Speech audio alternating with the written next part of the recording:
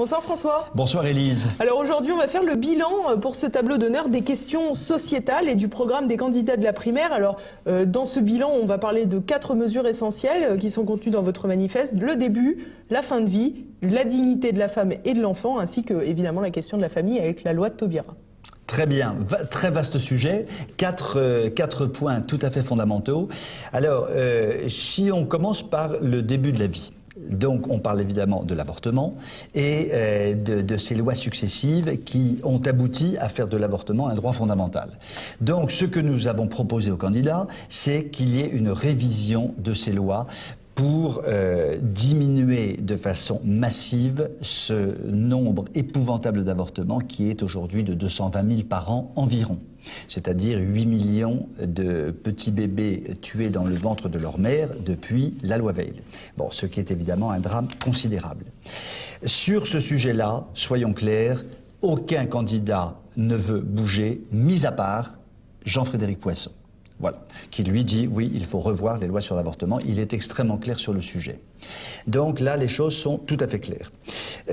Sur le milieu de vie, si on prend l'ordre croissant, c'est donc la fameuse loi Taubira sur le mariage, entre guillemets, dit pour tous.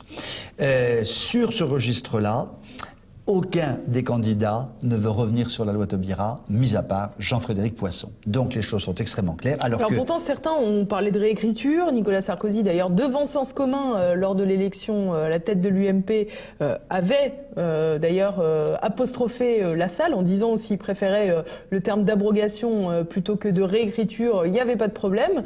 Et au final, c'est vrai que on s'étonne que parmi les 7 candidats, on ne retrouve plus que Jean-Frédéric Poisson qui parle clairement d'abrogation de la loi Taubira. Mais pardonnez-moi d'être extrêmement vulgaire, mais ce que dit Nicolas Sarkozy, c'est du pipeau.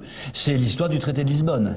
Hein. Je vais réécrire un nouveau traité, et il a repris mot à mot l'ancien traité. Donc il peut réécrire la loi Taubira, ce sera la même loi. Donc qu'on arrête de nous prendre pour des crétins. Et donc Nicolas Sarkozy ne touchera pas à la loi Taubira. Bon, et personne, mis à part Jean-Frédéric Poisson, qui clairement, lui, l'abrogera sans réécriture, ce qui est un point important. Et donc c'était ce que nous demandions. Le troisième point, c'est la fin de vie. Juste, petit point avant de quitter la loi Taubira, les points sur la PMA-GPA.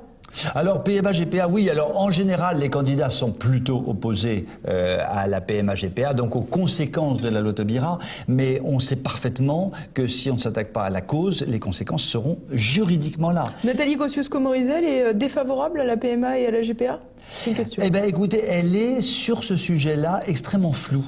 Je n'ai pas réussi à décrypter parce qu'elle dit des choses contradictoires. Depuis des mois, il y a eu... Peut-être qu'elle ne sait pas non plus. Alors je pense qu'elle ne sait pas très bien d'ailleurs. Bon, remarquez, elle a le droit de ne pas le savoir. À la limite, c'est son droit le plus strict. Bon, quand on se présente à la présidence de la République, il faut normalement savoir les choses et le dire. Mais on n'a pas réussi à décrypter très précisément. Elle n'en parle pas. On ne sait pas très bien. Voilà, on a du mal à se figer vraiment une espèce d'impression précise qui consiste à dire, bah oui, elle est vraiment pour ou elle est vraiment contre. Voilà.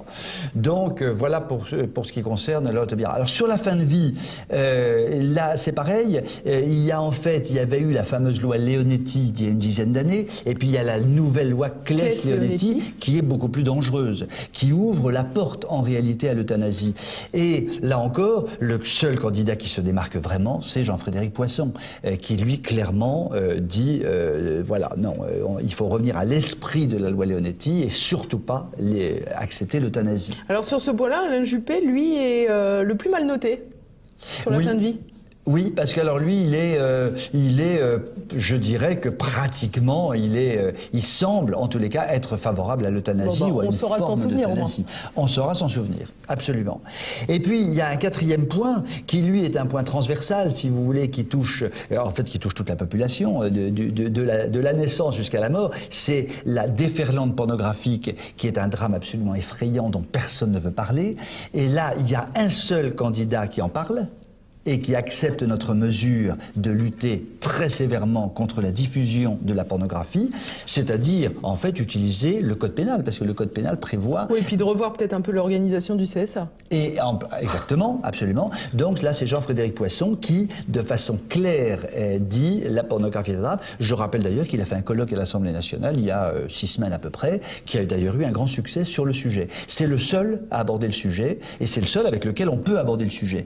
Donc, sur les points sociétaux, la médaille d'or, mais non négociable, est évidemment attribuable à Jean-Frédéric Poisson. D'ailleurs, les pastilles rouges qui indiquent qu'il y a un problème, sur ce pavé-là, sont vraiment la grande majorité des pastilles, sauf pour la colonne de Jean-Frédéric Poisson. Où elles sont toutes vertes. Où elles sont toutes vertes, absolument. Ce qui est quand même très courageux de sa part, parce qu'il est véritablement à contre-courant du système politico-médiatique actuel, qui, sur ces sujets-là, est un rouleau compresseur. Et ce qui explique aussi le succès de Jean-Frédéric Poisson quand il est apparu à la Manif pour tous, la dernière Manif pour tous. Exactement.